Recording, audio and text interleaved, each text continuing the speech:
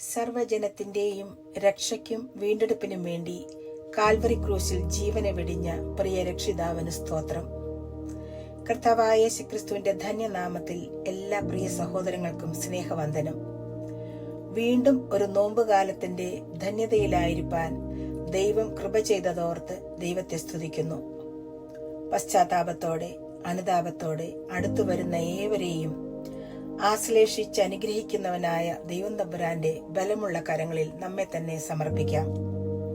ഇന്ന് ധ്യാനത്തിനായി തിരഞ്ഞെടുത്തിരിക്കുന്ന വേദഭാഗം വിശുദ്ധ യോഹന്നാൻ എഴുതിയ സുവിശേഷം 3-ാം അധ്യായം 1 മുതൽ 17 വരെയുള്ള വാക്യങ്ങളാണ്.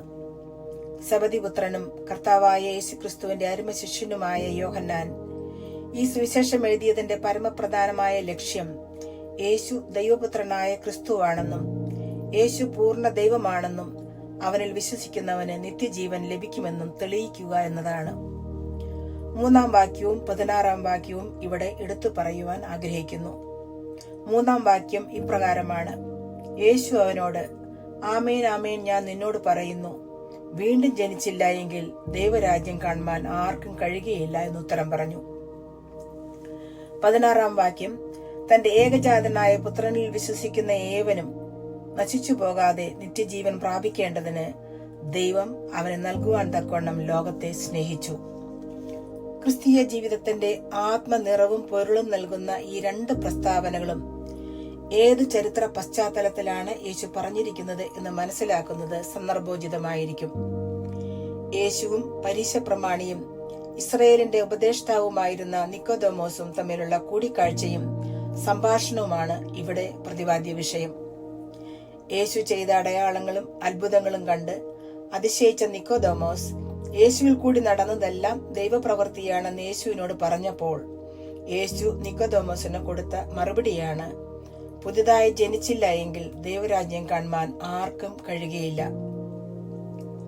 തങ്ങളുടെ പാപങ്ങൾ ഏറ്റുപറഞ്ഞ് കർത്താവിനെ സ്വന്തം രക്ഷിതാവായി സ്വീകരിക്കുന്ന ഏവരും വീണ്ടും ജനനം പ്രാപിക്കുന്നു. വീണ്ടും ജനനത്താൽ ക്രിസ്തുവിൽ കൂടി ലഭ്യമായിരിക്കുന്ന കൃപ മൂലം ഒരു പുതിയ അനുഭവത്തിൽ നാം ക്രിസ്തുവിൽ ആയിരിക്കുന്നു എന്നതാണ് ഇതിന്റെ അടിസ്ഥാനം.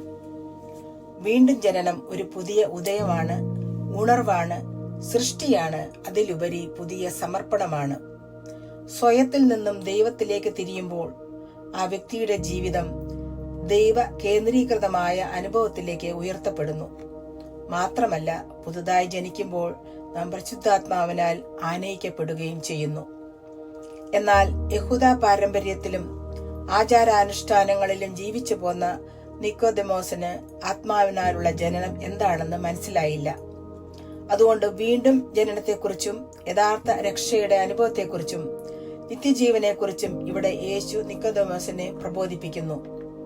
നിത്യജീവനെക്കുറിച്ച് കൂടുതൽ വ്യക്തത വരുത്തുന്നതിന് യേശു പറഞ്ഞു, തന്റെ ഏകജാതനായ പുത്രനിൽ വിശ്വസിക്കുന്ന ഏവരും നശിച്ചു പോകാതെ നിത്യജീവൻ പ്രാപിക്കേണ്ടതിന് ദൈവം അവനെ നൽകുവാൻ തക്കവണ്ണം ലോകത്തെ സ്നേഹിച്ചു. വേദപുസ്തകത്തിന്റെ താക്കോൽ എന്നറിയപ്പെടുന്ന ഈ വാക്യത്തിൽ ക്രിസ്തു സംഭവത്തിന്റെ സകല മർമ്മങ്ങളും അടക്കം ചെയ്തിരിക്കുന്നു. ദൈവം നൽകുന്ന രക്ഷയുടെ സന്തോഷത്തിലേക്ക് പ്രവേശിക്കാൻ ഒരേ ഒരു മാർഗമേ ഉള്ളൂ. അത് കർത്താവായ യേശുക്രിസ്തുവിലുള്ള അടിയുറച്ച വിശ്വാസമാണ്. ഈ സന്ദർഭത്തിൽ നമ്മുടെ വിശ്വാസ ജീവിതം എവിടെ എത്തി നിൽക്കുന്നു എന്ന് സ്വയം ശോധന ചെയ്യുന്നതിനും വിലയിരുത്തുന്നതിനും ഉള്ള അവസരമാണ്. നമ്മുടെ വിശ്വാസം കുറഞ്ഞു പോയിട്ടുണ്ടെങ്കിൽ, വിശ്വാസത്തിൽ നിന്ന് മാറിപ്പോയിട്ടുണ്ടെങ്കിൽ അനുതാപത്തോടെ മടങ്ങി വന്ന് രക്ഷയുടെ സന്തോഷം അനുഭവിപ്പാൻ ദൈവം ആഗ്രഹിക്കുന്നു. പ്രതിസന്ധികളിലും വിപരീത അനുഭവങ്ങളിലും തളർന്നു പോകാതെ ഉറച്ചു നിൽക്കുവാൻ നമ്മെ പ്രാപ്തരാക്കുന്നത് വിശ്വാസത്തിന്റെയും പ്രത്യാശയുടെയും പിൻബലം ഒന്നു മാത്രമാണ്. പാപികളായി തീർന്ന മാനവരാശിക്ക് ദൈവസ്നേഹത്തിന്റെ ഒരു വലിയ പ്രദർശനമായിരുന്നു യേശുവിന്റെ കാൽവറിയിലെ പരിത്യാഗം. മനുഷ്യരോടുള്ള ദൈവത്തിന്റെ സ്നേഹം എത്ര വലുതാണ്! ദൈവവും മനുഷ്യരും തമ്മിലുള്ള ബന്ധം ശക്തിപ്പെട്ടിരുന്നാൽ ഈ ലോകത്തിന്റെ പോരാട്ടങ്ങളെ അതിജീവിക്കാൻ സാധിക്കും. ഇവിടെ യേശു ഉണ്ടോ അവിടെ സമൃദ്ധമായ ജീവനുണ്ട്, കരുത്തുള്ള ജീവനുണ്ട്, സ്നേഹിക്കപ്പെടുന്ന ജീവനുണ്ട്, നിത്യജീവനുണ്ട്.